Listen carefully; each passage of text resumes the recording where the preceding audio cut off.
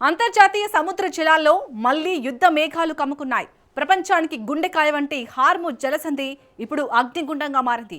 ఒకవైపు అగ్రరాజ్యం అమెరికా తెగించి ప్రాజెక్టు ఫ్రీడమ్ను ప్రారంభించింది. షిప్పింగ్ మార్గాలను కాపాడతామని ట్రంప్ యాక్షన్లోకి దిగాడు.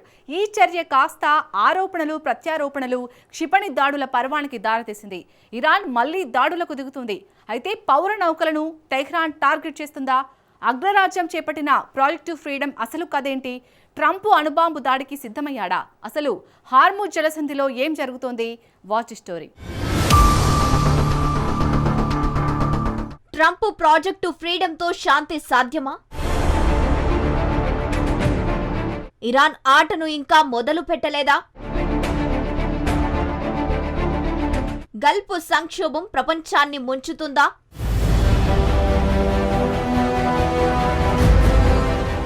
హార్ముజ్ జలసంధి ఇప్పుడు ఒక వాణిజ్య మార్గం మాత్రమే కాదు, అదొక యుద్ధ క్షేత్రంగా మారింది.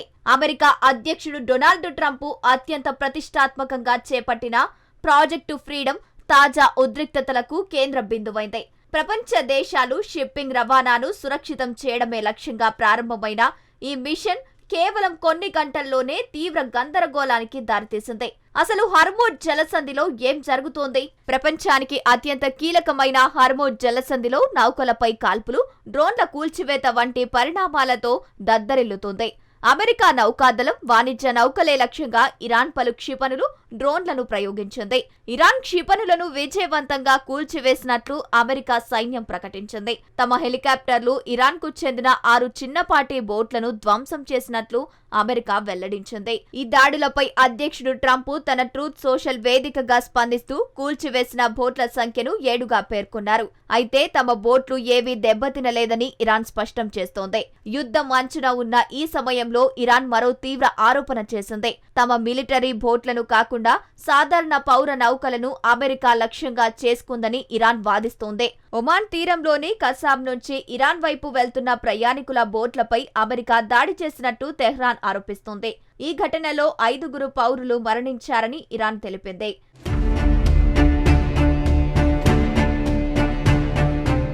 అయితే ఇరాన్ ఆరోపణలపై అమెరికా సైన్యం ఇంతవరకు ఎలాంటి అధికారిక వివరణ ఇవ్వలేదు. మరోవైపు హార్ముజ్ జలసంధిలో చేపట్టిన ఈ మిషన్ కేవలం తాత్కాలికమేనని అమెరికా రక్షణ మంత్రి పీట్ హెగ్సెత్ స్పష్టం చేశారు. ఈ మిషన్లో ప్రపంచ దేశాలు కూడా పాల్గొనాలని హెగ్సెత్ కోరారు. అలాగే ప్రస్తుతం అమల్లో ఉన్న కాల్పుల విరమణ ఒప్పందం ఇంకా ముగియలేదని కూడా అమెరికా మంత్రి గుర్తు చేశారు. ప్రస్తుతం హార్ముజ్ లో గందరగోళ పరిస్థితులు నెలకొన్నాయి.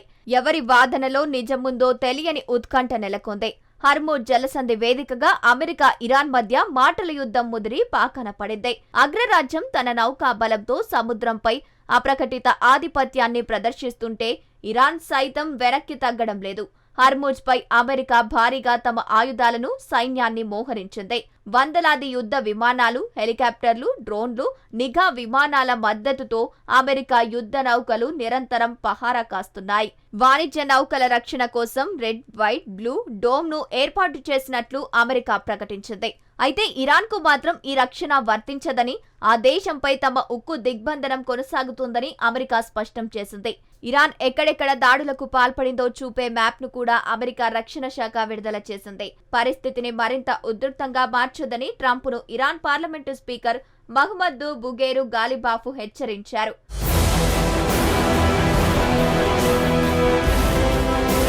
అమెరికా మిత్రదేశాల కారణంగానే నౌకాయన భద్రత, ఇంధన రవాణా ప్రమాదంలో పడినట్టు గాలిబాఫ్ ఆరోపించాడు. ప్రస్తుతం ఉన్న స్థితిని కొనసాగించడం అమెరికాకు సాధ్యం కాదన్నాడు. తాము ఇంకా అసలు ఆటను మొదలు పెట్టనే లేదని గాలిబాఫ్ సంచలన వ్యాఖ్యలు చేశాడు.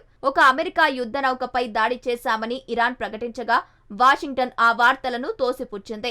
విదేశీ నౌకలను రక్షిస్తున్న అమెరికా నౌకలపై దాడి చేస్తే ఇరాన్ను భూమి మీద లేకుండా తుడిచిపెట్టేస్తాం అంటూ ట్రంప్ అత్యంత తీవ్రమైన హెచ్చరిక జారీ చేశారు. అయితే ఈ హెచ్చరికలు ఇచ్చిన కొద్దిసేపటికే యుద్ధం చాలా సాఫీగా అనుకున్న విధంగానే జరుగుతోందని వ్యాఖ్యానించడం విశేషం.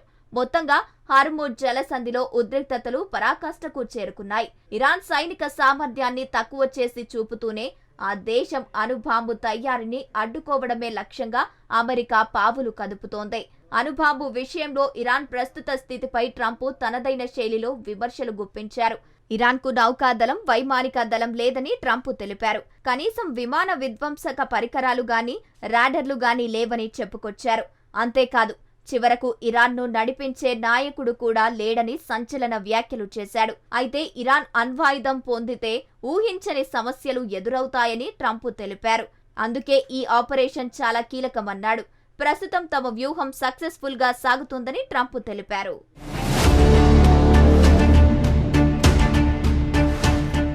హర్ముజ్లో దక్షిణ కొరియా సరుకు రవాణా నౌకలో అగ్ని ప్రమాదం, పేలుడు సంభవించినట్టు వార్తలు వచ్చాయి. ఈ ఘటనను అమెరికా తనకు అనుకూలంగా మార్చుకుంది.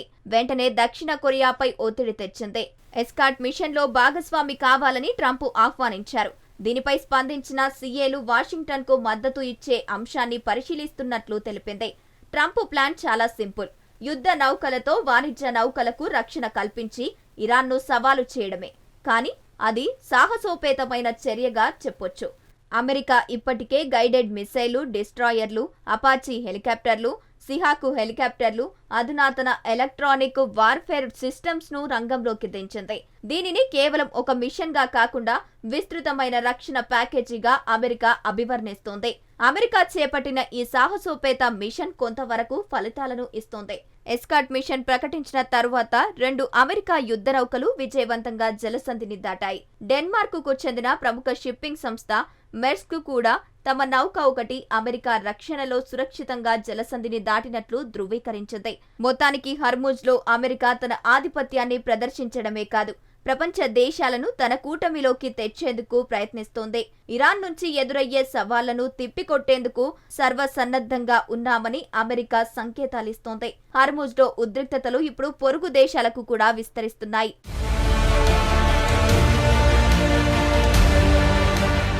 గల్ఫ్ తీరంలో చిక్కుకుపోయిన సుమారు 900 నౌకలను విడిపించేందుకు వాషింగ్టన్ ప్రయత్నిస్తోంది. అయితే ఈ క్రమంలో చోటు చేసుకున్న పరిణామాలు గల్ఫ్ రీజియన్ను భయాందోళనలోకి నెట్టేస్తున్నాయి. ఏప్రిల్ 8న కుదిరిన కాల్పుల విరమణ ఒప్పందం తర్వాత మొదటిసారిగా యుఏఈ గగనతలంపై ఇరాన్ క్షిపణులతో దాడి చేసి కలకలం రేపింది.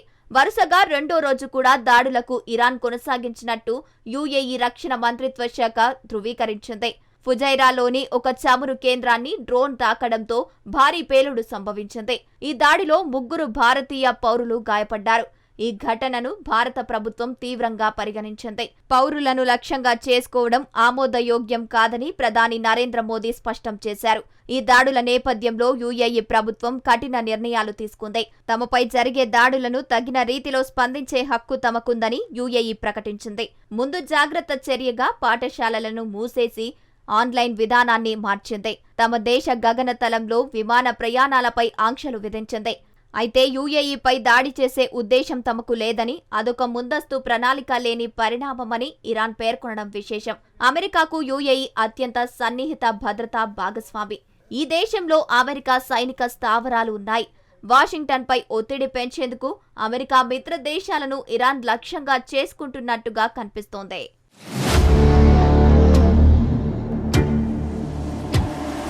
తాజా పరిణామాలపై అంతర్జాతీయ సమాజం తీవ్రంగా స్పందించింది. జర్మనీ ఛాన్సలర్ మెర్జ్, ఫ్రాన్స్ అధ్యక్షుడు మాక్రాన్, బ్రిటన్ ప్రధాని కీర్ స్టార్మర్, జపాన్ ప్రధాని టకాయిచి వంటి ప్రపంచ నాయకులు ఇరాన్ తీరును తప్పుబట్టారు. తక్షణమే దాడులు ఆపి ఇరాన్ చర్చలకు రావాలని కోరారు.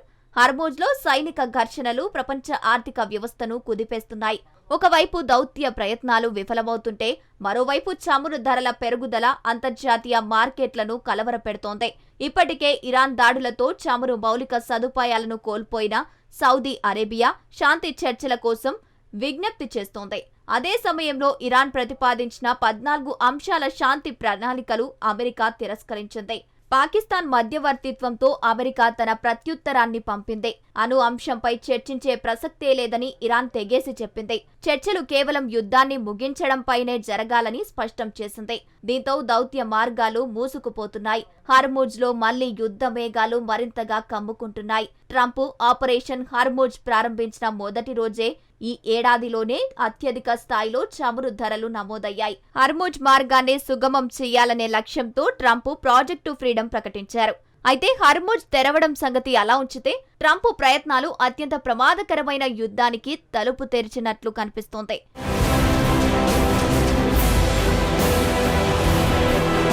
ఆ తలుపును ఎలా మూసివేయాలో ఇప్పుడు ఎవరికీ అర్థం కావడం లేదు. హార్మోజ్ జలసంధిలో తదుపరి ఏం జరిగినా అది కేవలం గల్ఫ్ ప్రాంతానికే పరిమితం కాదు. దాని ప్రభావం ప్రపంచ మార్కెట్లపై, వివిధ దేశాలపై, సామాన్యుల జీవితాలపై విరుచుకుపడనుందే. ఒకవేళ అదే గనుక జరిగితే ఆ నష్టం కేవలం క్షిపణుల ఖర్చుతో ముగిసిపోదు. దాని పర్యవసానాలు ఊహకందని రీతిలో అత్యంత భారంగా ఉండబోతున్నాయి.